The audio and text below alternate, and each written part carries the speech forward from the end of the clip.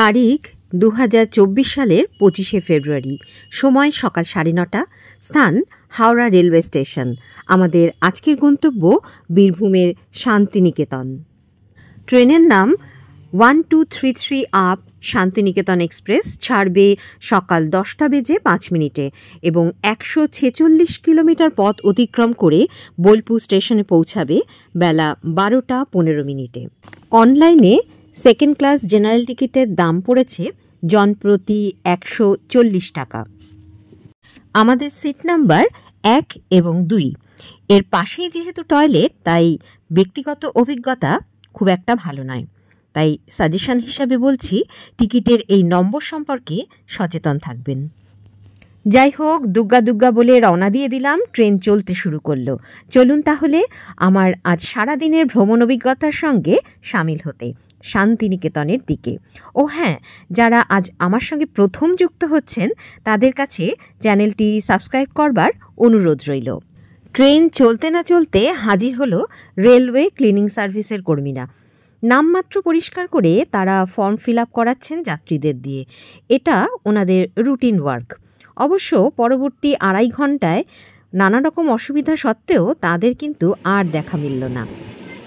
তবে কি জানেন তো, শহরের ইটকাঠের জঙ্গল থেকে যেই না সবুজের মধ্যে আর খোলা আকাশের মধ্যে দিয়ে ট্রেনটা চলতে শুরু করলো, সমস্ত অভিযোগ কর্পূরের মতো উবে গেল।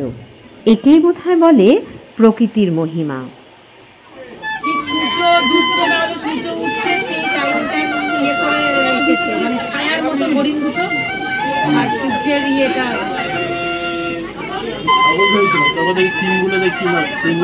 শান্তিনিকেতন এক্সপ্রেসের স্টপেজ হচ্ছে 3টে: বর্ধমান, গুসকরা আর ভেদিয়া। ভেদিয়া আসলেই মনে হয় ওই তো এসে গেল বোলপুর। হাওড়া থেকে সকালের দিকের ভালো ভালো ট্রেনগুলো হলো বন্দে ভারত এক্সপ্রেস, কাঞ্চনজঙ্ঘা এক্সপ্রেস, পূর্বা এক্সপ্রেস এবং আরও অনেকগুলোই আছে। আর শিয়ালদা মেন লাইন হয়ে যারা আসবেন তাদের জন্য সব থেকে ভালো ট্রেন হচ্ছে মা তারা এক্সপ্রেস। যতই লেট করুক 2.5 ঘন্টার মধ্যে আপনি পৌঁছে যাবেনই। এছাড়াও অজস্র লোকাল ট্রেনে সরাসরি কিংবা বর্ধমান বা ব্যান্ডেল থেকে ট্রেন বদল করে বোলপুর স্টেশনে অনায়াসে চলে আসা যায়। সামনেই অজয় নদ, আর তাকে পার করলেই আমাদের অতি পরিচিত প্রাণের শান্তিনিকেতন। অজয় নদকে যদি তার সম্পূর্ণরূপে দেখতে চান তাহলে বর্ষায় একবার অবশ্যই আসতে হবে।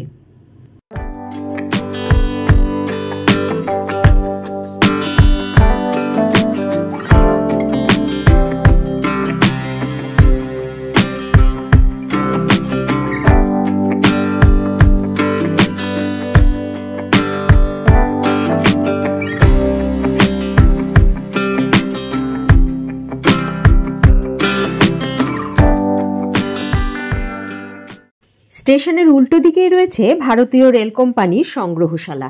আর যেহেতু আমাদের ঝটিকা সফর, তাই কোনো রকম সময় নষ্ট না করে ঢুকে পড়লাম সংগ্রহ দেখতে। সঙ্গে লাগেজ থাকলে তা বাইরে রেখেই ঢুকতে হবে। এর জন্য অবশ্য কোনো টাকা পয়সা লাগবে না। তবে ভিতরে ঢোকার টিকিটের দাম জনপ্রতি 30 টাকা। গীতাঞ্জলি রেলওয়ে সংগ্রহশালা নতুন তৈরি হয়েছে, তাই ভিতরে ফটোগ্রাফি করা বা ভিডিও করার জন্য বিশেষ কোনো বাধা দেখলাম না। শান্তিনিকেতনে আসার উদ্দেশ্য যদি হয় রবীন্দ্রনাথকে বিশেষভাবে চেনা আর জানা, তবে এই মিউজিয়ামে আপনাকে একবার আসতেই হবে এবং হাতে বেশ কিছুটা সময় নিয়ে। এখানে রয়েছে অনেক রকম দুষ্প্রাপ্য ছবি যা আগে আপনি কখনোই দেখেননি। আর রয়েছে শান্তিনিকেতন তৈরি হওয়ার নানান রকম কাহিনী, যার সঙ্গে পরিচিত হওয়া সম্ভব হবে।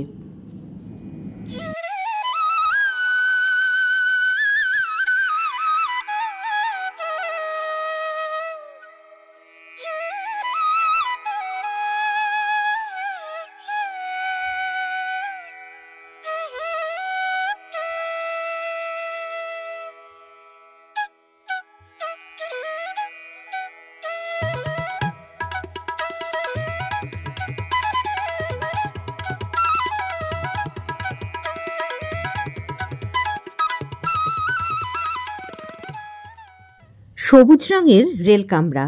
এই বিশেষ রেল বগিটি বাঙালির কাছে ভীষণ স্পেশাল। কেন বলবো? এই রেল কামরাতেই অসুস্থ কবি রবীন্দ্রনাথকে শেষবারের মতো শান্তিনিকেতন থেকে কলকাতায় নিয়ে আসা হয়েছিল। সময়টা ছিল 1941 সালের 25শে জুলাই। এই ছিল তার অন্তিম যাত্রা। কামরাটি দেখতে দেখতে মন এক অদ্ভুত আবেগে ভরে ওঠে। রেলের এই বগিটিকে সুন্দরভাবে সংরক্ষিত আর জনসাধারণের দেখার সুযোগ করে দেওয়ার জন্য ভারতীয় রেল কর্তৃপক্ষকে অবশ্যই সাধুবাদ জানাতে হয়। সংগ্রহশালা থেকে বেরিয়েই একটু দানা পানির খুব প্রয়োজন পড়ল। বোলপুর স্টেশনের আশেপাশে অজস্র নানান ধরনের খাবারের স্টল, হোটেল, রেস্টুরেন্ট আছে। যে যার রুচি পছন্দ অনুযায়ী আর সাধ্য অনুযায়ী খাবার কিনে খেতে পারেন, কোনোই অসুবিধা নেই।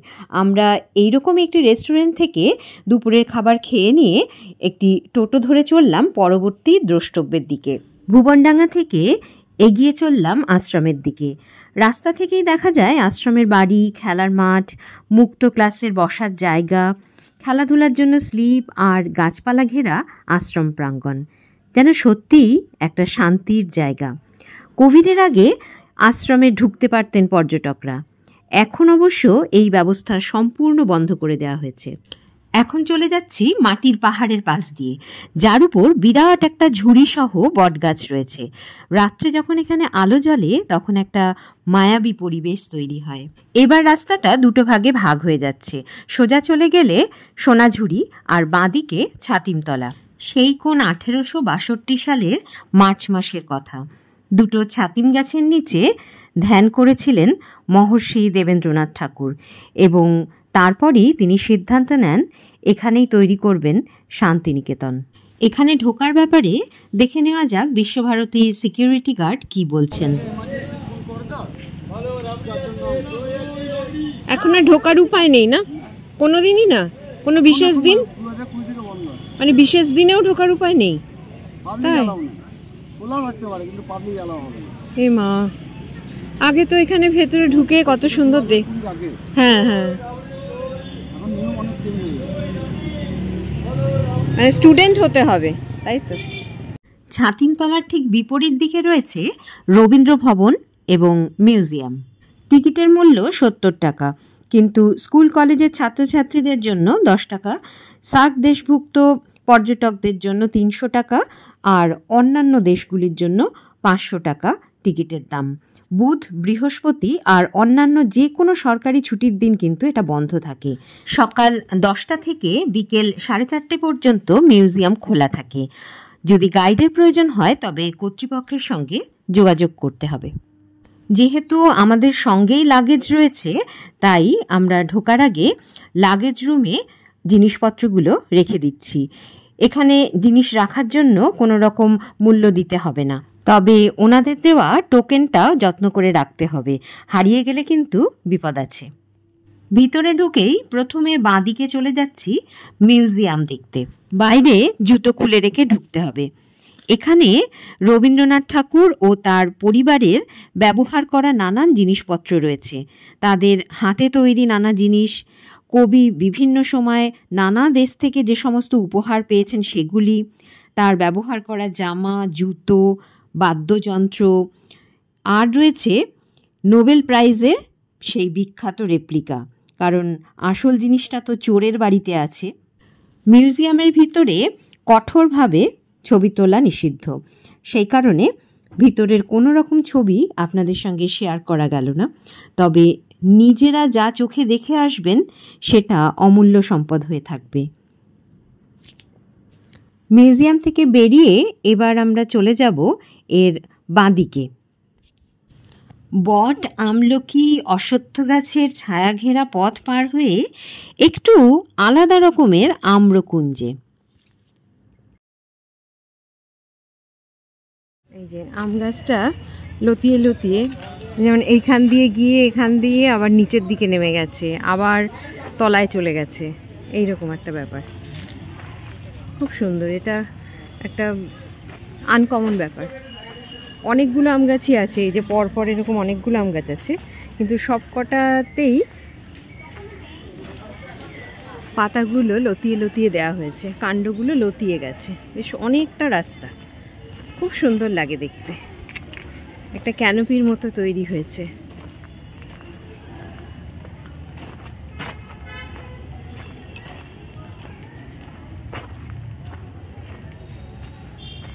আর এখানে রয়েছে আমলকি গাছ, এটা আবার আলাদা হয়ে গেল। আমলকি গাছটা অনেক উপরের দিকে, ওর পাতাটাও একদম আলাদা টাইপের। আর এই অংশটা পুরোটাই আম গাছ, অনেকগুলো আম গাছ আছে, 50টা মতো প্রায় আম গাছ রয়েছে। আম্রকুঞ্জ পেরিয়ে এবার চলছি উত্তরায়ণের দিকে। বিশাল বড় মোরাম ছাওয়া একটা খোলা জায়গা, দেখে হঠাৎ করে মনে হতে পারে এটা একটা খোলা মাঠ। এই মাঠের ডান দিকে রয়েছে অদ্ভুত সুন্দর একটা ভাস্কর্য, মানুষের দেহকে তীর ধনুকের আদলে তৈরি করা হয়েছে। আর দূরে দেখা যাচ্ছে আরেকটি বিখ্যাত ভাস্কর্য, যার স্থপয়িতা হচ্ছেন রামকিঙ্কর বেইজ। আর বাঁদিকে দেখা যাচ্ছে যে বাড়িটি, তার নাম হলো উদয়ন। 1921 থেকে 38 সাল পর্যন্ত এই বাড়িটা ধাপে ধাপে তৈরি করা হয়েছিল। এই বাড়ির বারান্দাতে নানান সময় অভিনয় হয়েছে, আর রবীন্দ্রনাথ তার নিজের রচনাও পড়ে শুনিয়েছেন। আর এইটি হচ্ছে শিল্পী রামকিঙ্কর বেইজের বিখ্যাত সৃষ্টি সাঁওতাল পরিবার, সিমেন্ট আর ল্যাটেরাইট মাটি দিয়ে তৈরি। তোমরা কোথা থেকে এসেছো? একটু ভিডিও করব, আপত্তি নেই তো? আচ্ছা, কোন স্কুল থেকে এসেছো একটু বলো। আর কেন এসেছো? আচ্ছা, আর রবীন্দ্রনাথ সম্পর্কে জানতে এসেছো, ভালো লাগছে? আচ্ছা, আগে কোনোদিন এসেছো? না। আসনি। কি জানতে পারলে, মানে স্পেশালি কি জানতে পারলে এখনো পর্যন্ত? রবীন্দ্রনাথের অনেক পরিচয় পেলাম, বইপত্র দেখতে পেলাম। আচ্ছা, তার রবীন্দ্রনাথের অনেক স্মৃতি দেখতে পেলাম। আচ্ছা, জিনিসপত্রগুলো দেখতে পেলে। তোমাদের রবীন্দ্রনাথের কবিতা ভালো লাগে? এমনি তো তোমরা পড়োই, পড়ার মধ্যেই আছে। আচ্ছা আচ্ছা, তোমরা একটু হাই বলে দাও। হাই। কি নাম একটু দু একটা বলো। আমার নাম প্রিয়াঙ্কা রুইদাস। আমার নাম বৃষ্টি রুইদাস। আমার নাম সবিতা বাউরি। আমার নাম অপর্ণা রুইদাস। দাঁড়াও, অপর্ণাকে দেখা গেছে? হ্যাঁ, আচ্ছা ঠিক আছে, ভালো কাটাও। উদয়নের বিপরীত দিকে রয়েছে নানান রকম দুষ্প্রাপ্য গাছ দিয়ে সাজানো সুন্দর বাগান। যেমন এটা হচ্ছে একটা ম্যাগনোলিয়া গাছ। উদয়নের আশপাশের বাগানের পরিকল্পনার বেশিরভাগটাই ছিল কবির পুত্র রথীন্দ্রনাথের। এখানে রবীন্দ্রনাথের ব্যবহার করা গাড়িটিও খুব যত্ন সহকারে রেখে দেওয়া হয়েছে।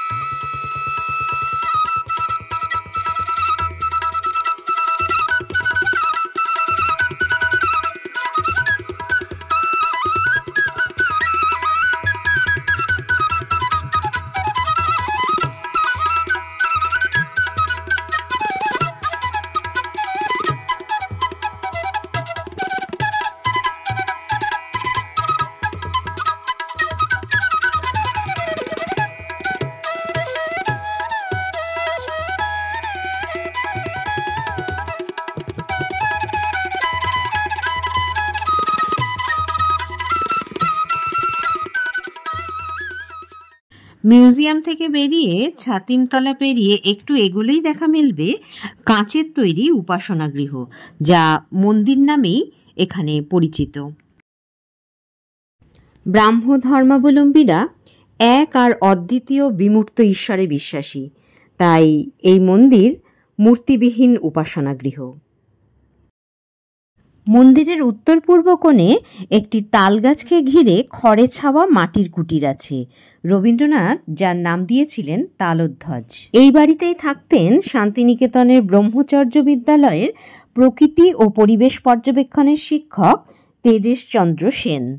কবি তার সম্পর্কে এক জায়গায় লিখছেন, তরুবিলাসী আমাদের এক তরুণ বন্ধু এই আশ্রমের এক কোণে পথের ধারে একখানি গোলাকার কুটির রচনা করেছেন। সেটি আছে একটি পুরাতন তালগাছের চরণ বেষ্টন করে। এটি যেন মৌচাকের মতো নিভৃত বাঁশের মধু দিয়ে ভরা, লোভনীয় বলেই মনে করি। দেখা আর জানার যেমন কোনো সীমা পরিসীমা নেই, তেমনি খিদে পেলে না খেয়েও কোনো উপায় নেই। সুতরাং আবার পরিষ্কার দেখে একটা হোটেল বেছে নিলাম আর দুপুরের সাদামাটা খাবার সেরে নিলাম। আগের টোটো ছেড়ে দিয়েছি, সুতরাং খাওয়া দাওয়ার পর আবার একটি নতুন টোটো করে যাত্রা করলাম সোনাঝুরির উদ্দেশ্যে। এই জায়গাটার নাম শ্যামবাটি, আর আরেকটু এগোলেই শ্যামবাটি ক্যানেল পড়বে। রাস্তার দুপাশে অনেক হোটেল আর হোমস্টে রয়েছে। ইচ্ছা করলে নিজের সাধ্য আর সুবিধা মতো এই হোটেল বা হোমস্টেগুলোতে থাকা যেতে পারে। এছাড়াও আরেকটু বেশি সুযোগ সুবিধা পাওয়ার জন্য গেস্ট হাউসগুলোতেও থাকা যায়। বসন্ত উৎসব আর পৌষ মেলা এই দুটো সময় বাদ দিলে বাকি যে কোনো সময় কোনো রকম বুকিং না করেই এখানে অনায়াসেই থাকতে পারা যায় নিজের সুযোগ সুবিধা অনুযায়ী। তবে এই বিশেষ দুটো সময়ে গেস্ট হাউস বলুন বা হোটেল কোনোটাই কিন্তু পাবেন না, আর পেলেও এত চড়া দাম দিতে হবে যে ওই টাকাতে আপনি একটা বড়সড় ট্রিপ করে ফেলতে পারবেন। এখন শ্যামবাটি ক্যানেল পার হয়ে গেলাম, এবার বাঁদিকে আমাদের টোটো টার্ন নিচ্ছে। এরপর কিছু দূর এগোলেই সেই বিখ্যাত সোনাঝুরির হাট। যারা কেনাকাটা করতে পছন্দ করেন এই জায়গা তাদের কাছে স্বর্গরাজ্য, আর যারা প্রকৃতির কাছাকাছি মাটির মানুষদের সঙ্গে মিশতে চান তারা অবশ্যই এই জায়গায় এলে মনের আরাম, প্রাণের শান্তি খুঁজে পাবেন।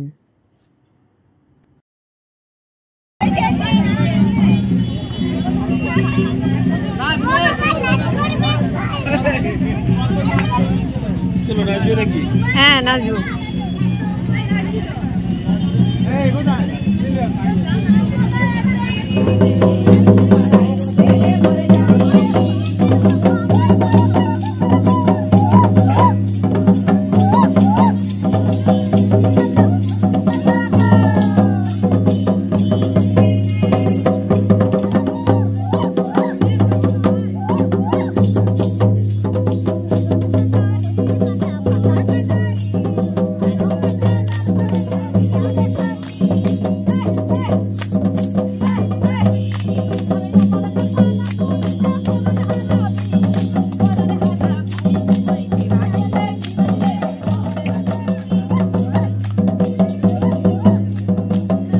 আপনাদের নাম কি দিদি একটু বলুন না? নীলা মাহালি।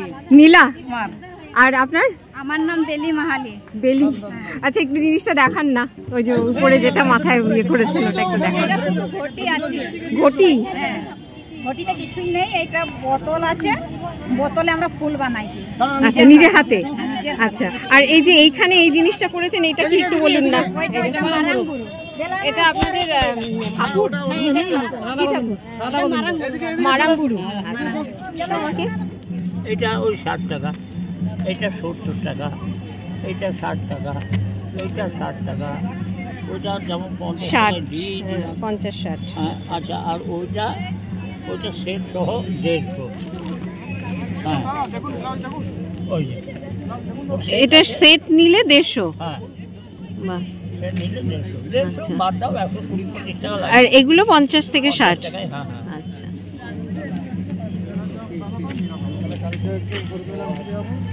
ঠিক আছে।